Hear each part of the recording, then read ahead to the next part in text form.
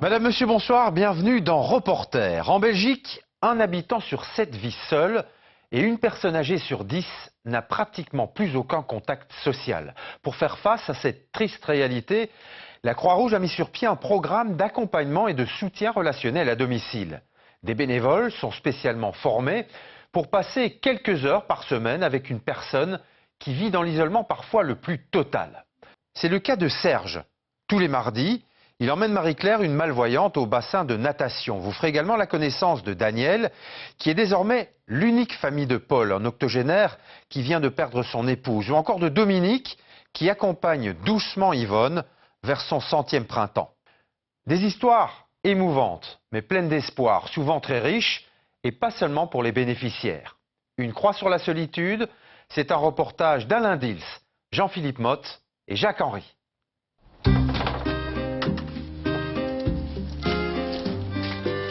Cela ne s'invente pas, Serge habite rue de la Croix-Rouge à Tubize. La Croix-Rouge, pour laquelle il est volontaire depuis 2 ans.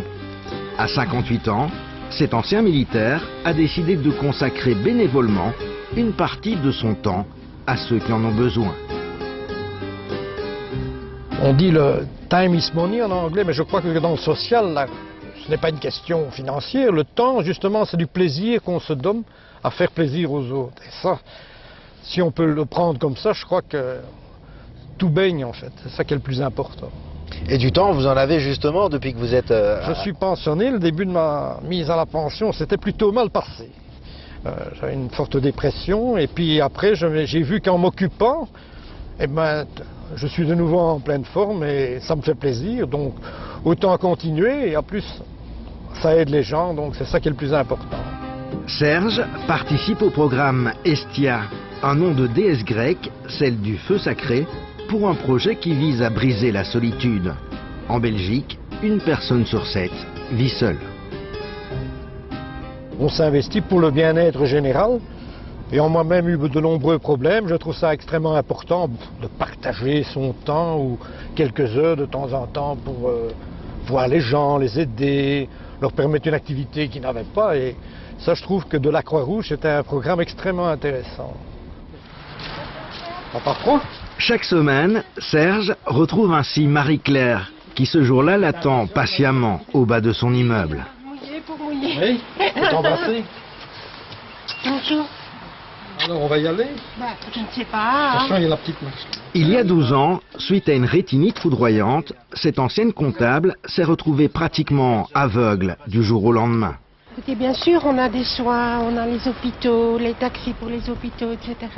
Mais pour une fois, aller respirer l'été à la campagne ou n'importe quoi, comment voulez-vous? Dès que je dois passer le seuil, moi, je n'ai plus, je suis, comment dirais-je, je ne vous vois pas, hein, monsieur. Vous pouvez me filmer, je peux vous tirer, vous pouvez me tirer la langue, je ne vous vois pas. Donc vous avez vraiment besoin d'un... J'ai besoin d'un accompagnant.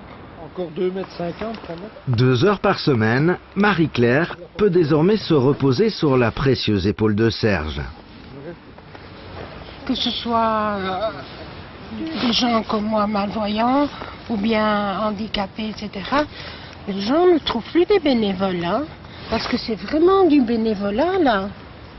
Parce que bon, un taxi vous allez peut-être le trouver, mais il faut quand même payer, il y a des gens qui ne savent pas le payer. Non, ça c'est vraiment... Estia est en effet un service gratuit pour les bénéficiaires. Depuis longtemps, Marie-Claire avait un rêve, pouvoir retourner à la piscine, car elle adore nager. Mais impossible de se rendre seule au bassin de natation. Vous devez me prendre par le bras, hein, et me dire, il y a un trottoir. Hein, attendez, il ne va pas falloir tourner à gauche. Hein, il va falloir tourner à droite. Attention, il y a une porte. Attention, arrêtez-vous, il y a une voiture. Par exemple, Serge, qui n'était pas formé pour travailler avec des aveugles, il est tombé comme ça dessus, chez moi. Serge a tout de suite compris. Toi, plus moi, plus tous ceux qui le veulent, plus lui, plus elle, et tous ceux qui sont seuls, allez, venez, et entrez dans la danse, allez, venez, s'appelle insouciance. Famille, je sais qu'on est capable. Vous voyez, j'ai des difficultés pour rentrer dans l'eau. Je ne sais pas y arriver par mes propres moyens. Et il y a un comble dans l'histoire, c'est que Serge, il ne sait pas nager, lui. Ça me fait rien, ça. Je peux l'éclabousser. Comment vous vous sentez une fois que vous êtes dans l'eau? Comme un poisson. Serge, finalement, dans l'eau, c'est un peu vous, Le monde à l'envers, dans ce cas-là, c'est... Moi, je suis presque dépendant de Marie-Claire. S'il devrait m'arriver quelque chose, et en plus, elle se débrouille bien à nager, donc j'en ai aucune crainte. Mais c'est vrai comme quoi ce programme est important, c'est une sorte de réciprocité. En fait, elle pourrait m'aider, donc c'est pas toujours dans un seul sens, ça va dans les deux sens. Alors elle nous dit, je me sens comme un poisson dans l'eau et c'est grâce à lui. Ça vous fait chaud au cœur, ça? Ça fait chaud au cœur et aussi, ça fait aussi chaud au programme qui a été créé parce que bon, c'est important. On voit que ce programme peut amener beaucoup de choses. Vous lui faites son plaisir c'est d'aller nager, elle n'en est plus privée, c'est plus important. Respecter autrui, c'est partir du principe que l'autre, il a autant de capacités que moi. Comme Serge, plusieurs dizaines de volontaires se sont déjà engagés dans le programme Estia. Des volontaires spécialement formés, comme ce jour-là, à la Maison Croix-Rouge de Charleroi. Essayez d'imaginer quelle réponse vous apporteriez, vous, en tant que volontaire, quand c'est pas bon. Jeux de rôle, techniques de communication, la formation prise en charge par la Croix-Rouge s'effectue en un jour, en plus des 2 qui sont nécessaires à la formation de base en action sociale. Aucun profil particulier n'est recherché, sinon bien sûr une capacité d'écoute et l'envie de rendre service. Souvent, je prends l'image du volontaire qui ne doit pas se prendre pour un super-héros. C'est-à-dire le volontaire qui va résoudre tous les problèmes de la personne, qui est là pour résoudre les problèmes de la personne. Non, pas du tout. Les personnes ne sont pas du tout en attente que l'on fasse des choses à leur place. Elles veulent qu'on puisse les écouter tout simplement parce qu'elles souffrent de solitude. Après avoir travaillé dans un hôpital, puis chez les pompiers, Marie-Christine, par exemple, se sent prête aujourd'hui à entamer une 3e carrière, bénévole celle-là. Ce qui me plaît, c'est que on découvre beaucoup de personnes qui sont dans le besoin et on ne s'imagine pas qu'ils sont dans le besoin. En étant à côté des personnes qu'on se rend compte que le monde est vraiment pauvre, pas tellement, c'est pas pauvre d'argent, mais pauvre de relations. Lancé il y a 1 an et demi, Estia s'adresse à toute personne qui souffre d'isolement, de par sa situation sociale ou familiale, son état de santé ou son âge.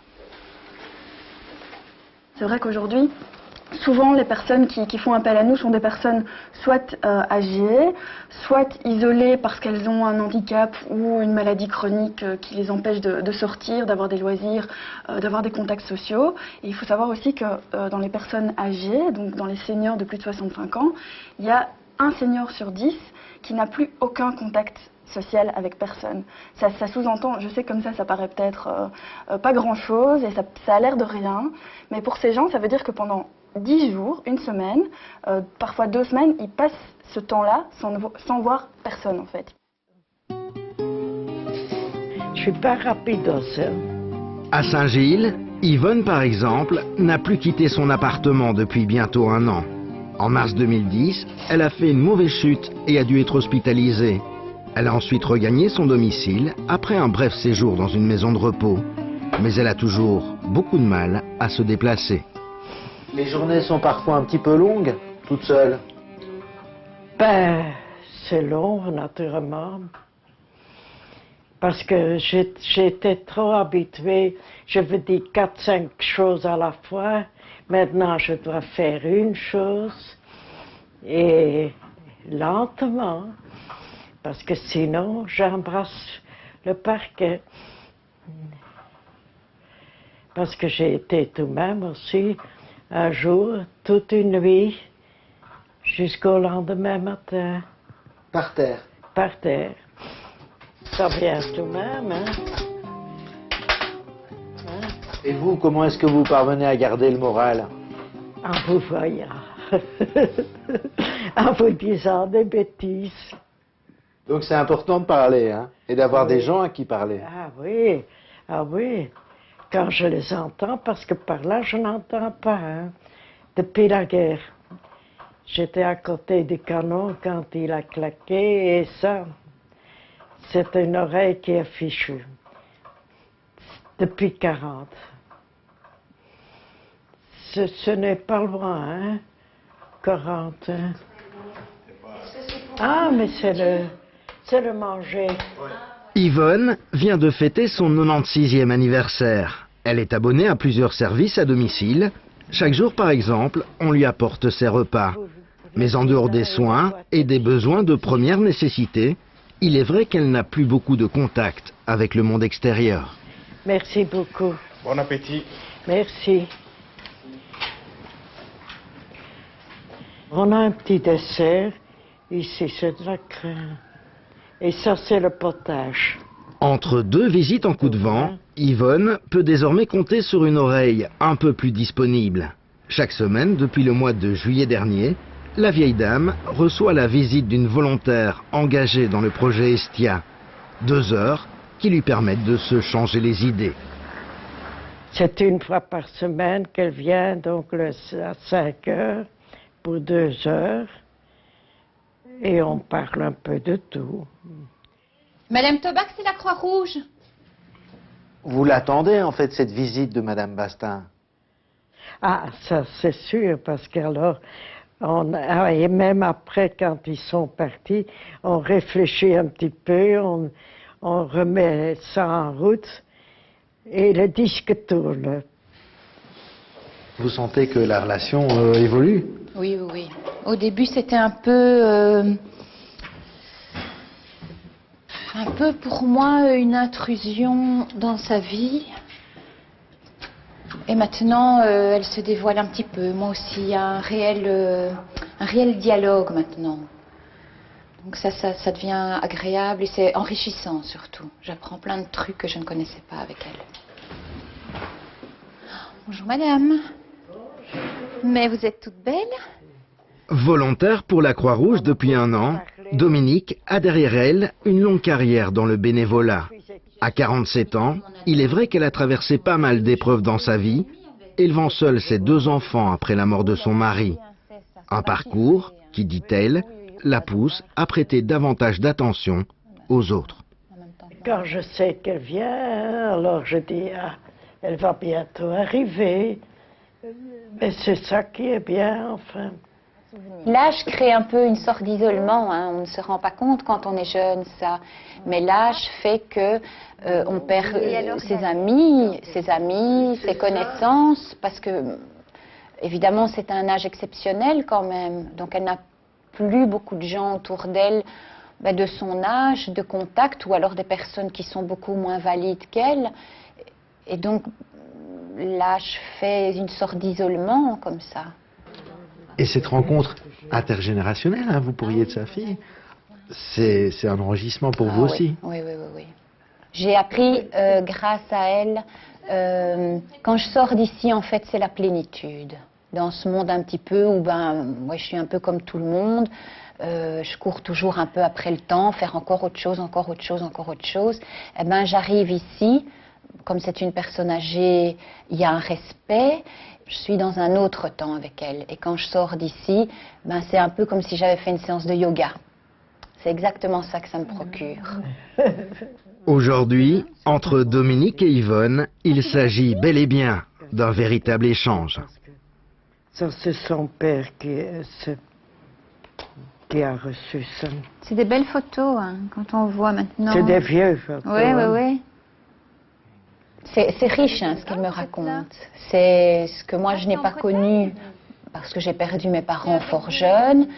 Je n'ai pas connu de grand-mère. Ce que je connais, je l'ai lu. Mais ce qu'elle m'explique, c'est vrai. Des méthodes de photos que j'ai pas connues. J'ai appris plein de choses intéressantes avec elle, en vrai, quoi, pas dans mes lectures. Vous avez beaucoup à coller. Hein. Oui, ça c'est mon mari. Hein. Dans un instant, nous retrouverons Serge, qui, grâce à Marie-Claire, découvre petit à petit l'univers des malvoyants. Pour lui, c'est aussi une remise en question.